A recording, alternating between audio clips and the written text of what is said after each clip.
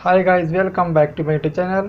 मेरा नाम है दाऊद खुस्तर। आज हम रिएक्ट करने वाले हैं मौलाना तारिक जमील की वीडियो पे।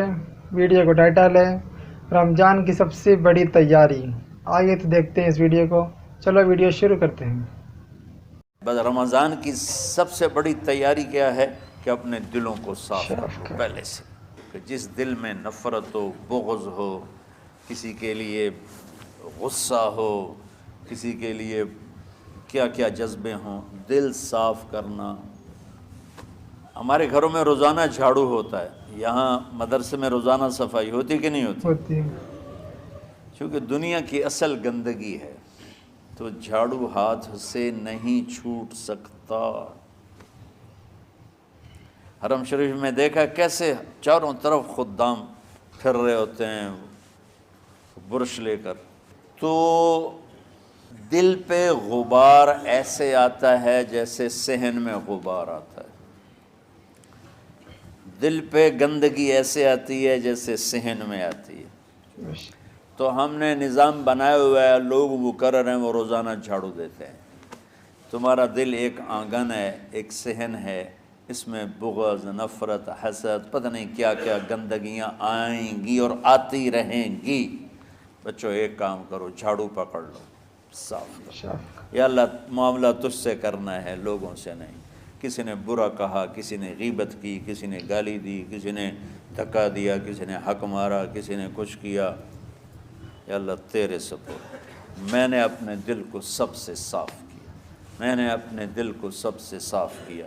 ये इतनी बड़ी इबादत है कि बड़े बड़े नफलों वाले, तहज्जुद वाले, हज उम्रे रोज़े वाले तुम्हें नहीं पकड़ सकेंगे, क्योंकि इसका करने वाला दुनिया में कोई नहीं। नफल पढ़ने वाले तो बेशुमार हैं, उम्रे करने वाले बेशुमार हैं, उलमा बेशुमार हैं, हाजी बेशुमार हैं, सखावत करने वाले बेशुमार हैं, लेकिन इस टुकड़े को साफ़ करने वाला लाखों में एक भी नहीं है। मुश्किल काम है, आप ये सीख लो। साफ़ करो, साफ़ करो, साफ़ करो। ये रमज़ान की सबसे बड़ी तैयारी और इल्म को हासिल करने की सबसे बड़ी चाबी है कि अपने दिल को खुला कर लो। कोई चीज़ खाली होगी तो कुछ आएगा। जिस दिल में बुग़्ज़ भरा हो, नफ़रत भरी हो, हसद भरा हो, कीना भरा हो, उसमें खाक आएगा, उसमें तो इल्म की एक किरण भी नहीं आएगी। उस ज़बान से चाहे जितने मर्ज़ी मोती बखेरे, दिल उसका अंधा होगा। ला तामल अबसार वलाकिन तामल क़ुलूबुल लती फ़िस सुदूर। ये आँखों से अंधे नहीं, दिल से अंधे हैं। तो बच्चों अपने दिल को साफ़ करना सीखो। तो कितनी मशहूर हदीस है, आपने कहा इस दरवाज़े से एक जन्नती आ रहा है। तो एक अंसारी साहबी दाखिल हुए, जूता हाथ में, दाढ़ी में वज़ू का पानी। अगले दिन इस दरवाज़े से एक जन्नती आ रहा है, तो एक सहाबी आए, हाथ में जूता, दाढ़ी में वज़ू का पानी। वही सहाबी अगले दिन इस दरवाज़े से एक जन्नती आ रहा है, तो वही सहाबी 3 दिन जन्नत की बशारत ली। इस सहाबा की जमात में एक शख्स हैं जिनका नाम है अब्दुल्ला बिन अम्र बिन आस। इनसे बड़ा इबादत गुजार सहाबा में कोई नहीं था, ना साबिकीन में, ना मुताखिरीन में, ना पहलों में, ना बाद वालों में। इनकी इबादत क्या थी? सारी रात जागना, सारे दिन का रोज़ा और एक ख़त्म कुरान सुबह से शाम। इतनी अल्लाह ने ताकत दी थी। फिर वो गुलूब वाली बात आ गई, एक्सट्रीम होने वाली बात आ गई। इनकी शादी वाली रात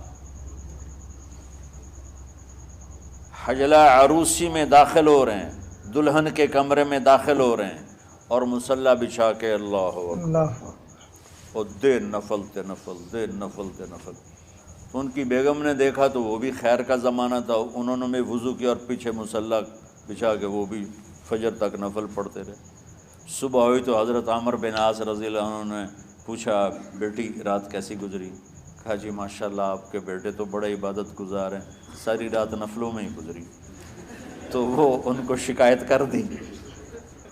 حضرت عمر بن عاص کو اتنا غصہ چڑھا، وہ بیٹے کو تو کچھ نہیں کہا، کتنی حکمت کی بات ہے، سیدھے گئے اللہ کے نبی کے پاس، یا رسول اللہ یہ عبداللہ دیکھیں کیسا نادان ہے، اس کی شادی کی ساری رات نول پڑھتا رہا۔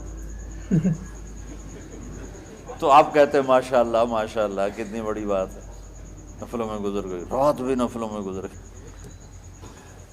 تو آپ نے حضرت عبداللہ بن عمر کو بلا کے ڈانٹا کہ تو نے مہینے میں 3 دن روزے رکھنے ہیں، بس اس سے زیادہ نہیں رکھنے، اور ہفتے میں 1 قرآن ختم کرنا ہے۔ کہا یا رسول اللہ میرے اندر طاقت زیادہ ہے۔ پھر اچھا 15 دن روزے رکھنے، کہ نہیں میرے اندر طاقت زیادہ ہے۔ آپ اس کو تھوڑا تھوڑا کر کے گھٹاتے رہے، اور وہ ہر دفعہ نہیں یا رسول اللہ میرے اندر طاقت زیادہ ہے۔ تو آخر میں آپ نے کہا اچھا چلو صوم داؤدی پہ آ جاؤ، 1 دن روزہ رکھو، 1 دن افطار کرو، اور 3 دن سے پہلے قرآن ختم نہیں کرنا۔ تو آپ نے اس کو پیچھے کیا۔ یہ بیٹھے تھے اس محفل میں، ان کے دل میں آیا کیا یہ بزرگ مجھ سے زیادہ عبادت کرتے، رات میں ساری جاگتا ہوں، دن روزہ رکھتا ہوں، 1 ختم کرتا ہوں، تو جنت کی بشارت تو مجھے ملنی چاہیے تھی، ان کو کیسے مل رہی؟ یہ کسی کتاب میں نہیں لکھا کہ یہ ان کا جذبہ تھا، لیکن جو کہ میں ان کی سیرت کو جانتا ہوں تو مجھے خیال آتا ہے کہ ان کی نفسیات میں یہ بات آئی ہوگی، چونکہ صرف انہی کو خیال آیا کہ میں جا کے دیکھتا ہوں کہ یہ بزرگ کیا کرتے ہیں۔ تو ان کے پاس پہنچ گئے، چاچا ذرا، وہ ادھیڑ عمر تھے، چاچا وہ میرے ابا تھوڑے ناراض ہیں تو کچھ دن آپ کے پاس گزار لوں۔ کا بیٹا بسم اللہ آ جاؤ۔ اب رات ہوتے ہی عشاء کی نماز پڑھ کے انہوں نے جلدی سے چادر اوپر لی اور یوں سراغ کر کے ان چاچے کو دیکھنے لگے ایسے کر کہ اب یہ کیا ساری رات سجدہ کرے گا، اور ساری رات روتے روتے روتے روتے مصلی گیلا ہو جائے گا، یا ساری رات رکوع کرے گا، ساری رات قیام کرے گا، ساری رات قرآن پڑھے گا، اس تصور سے یوں دیکھ رہے۔ اور وہ بزرگ صحابی تشریف لائے، سرانے پہ سر رکھا، اللہم بسمک اموت و احیا، ہو گئے۔ اب یہ دیکھ رہے ہیں ابھی اٹھیں گے، ابھی اٹھیں گے، ابھی اٹھیں گے، فجر کی اذان پہ اٹھے۔ اب یہ تو حیران پریشان ہو گئے کہ یہ کیا ہو؟ اس زمانے میں تو منافق تہجد نہیں چھوڑتے تھے ڈر کے مارے کہ پتہ نہ چل جائے ہمارے کفر کا، تو یہ چاچا جنت بھی لے گیا تو ستا بھی پیا کہ چلو کل دیکھوں گا۔ اگلی رات پھر چادر سر پہ کر کے اور یوں سوراخ کر کے لیٹے ہوئے اور دیکھ رہے۔ چاچا پھر تشریف لے اور سرانے پہ سر رکھا، اللہم بسمک اموت و احیا، ہو گئے۔ فجر کی اذان پہ اٹھے، یہ اور پریشان ہو گئے کہ میرا نبی کا فرمان تو سچا ہے، اس میں تو شک بھی کفر ہے، لیکن عمل کیا ہے جس پر اس کو جنت کی بشارت ملی؟ 2 رکعت نفل بھی نہیں۔ اور آج کے دور میں تم میں سے ماشاءاللہ اکثر بچے تہجد پڑھتے ہیں کہ 1 رات اور دیکھوں گا، تیسری رات اللہم بسمک اموت و احیا، ہو گئی ساری رات۔ تو تیسری رات پھٹ پڑے عبداللہ بن عمر، کہنے گے چاچا میری ابا سے کوئی لڑائی نہیں تھی، 3 دن میں تیرے بارے میں سنتا رہا، جنتی جنتی جنتی، میں دیکھنے آیا تھا کہ آپ کیا کرتے ہیں، آپ تو کچھ بھی نہیں کرتے ہو، ساری رات سوتے رہتے، اب کیا کرتے ہو؟ ان کا بیٹا یہی ہے جو تم نے دیکھا ہے۔ اب ان کو سمجھ میں نہیں آ رہا کہ یہ جوڑ کیسے بٹھاؤں، ادھر جنت کی بشارت، ادھر ساری رات خراٹے، اب یہ اس میں جوڑ کیسے بٹھاؤں، کیونکہ نبی کی بات تو غلط ہو نہیں سکتی۔ تو اب وہ نا ایسے نا بڑے بے دل سے ہو کر واپس مڑے، پتہ نہیں کی چکر ہوئے گی کوئی گل۔ جب وہ دروازے تک پہنچے تو کہنے لگے بیٹا ادھر آنا، واپس آ گئے۔ کہا میں تمہیں اصل راز کی بات بتاتا ہوں۔ کہا کیا ہے کیا ہے؟ تو یہاں ہاتھ رکھا، کہا یہ جو دل ہے نا اس میں کسی انسان کی نفرت نہیں۔ سبحان اللہ، सुभान اور جب اللہ کسی کو رزق دیتا ہے، عزت دیتا ہے، مجھے کبھی حسد نہیں ہوا، مجھے خوشی ہوتی۔ تو عبداللہ بن عمر نے کہنا تھا ہاں یہ بات ہے، نہیں، انہوں نے کہا ہاذا ہوا، اچھل کے کہنے لگے ہاذا ہوا، ہاں ہاں ہاں ہاں یہی ہے، یہی ہے، یہی ہے۔ پھر کہنے کہ چاچا پر یہ میرے بس کا نہیں ہے، کون کرے گا یہ؟ اتنے بڑے آدمی ہو کر کہہ رہے ہیں کہ یہ میرے بس کا نہیں۔ تو بچوں، دنیا میں جنتی بننا ہے اور علم اللہ سے لینا ہے تو اسے صاف کر دو،